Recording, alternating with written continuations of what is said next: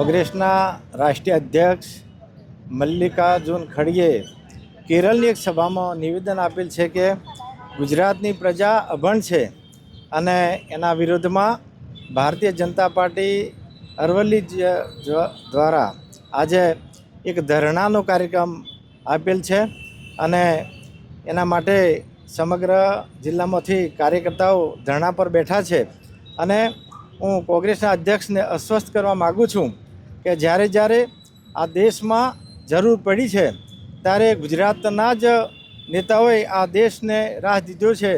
દાખલા તરીકે આઝાદી હોય ત્યારે મહાત્મા ગાંધીજી, રજવાડા એકત્ર કરવાની વાત હોય ત્યારે સરદાર વલ્લભભાઈ પટેલ, અને આજે પણ અમારા નરેન્દ્ર મોદી અને અમિત શાહ જ્યારે દેશનું નેતૃત્વ કરી રહ્યા હોય ત્યારે ગુજરાતની પ્રજાને અભણ કહેવી એ કોંગ્રેસ માટે ભૂલ છે.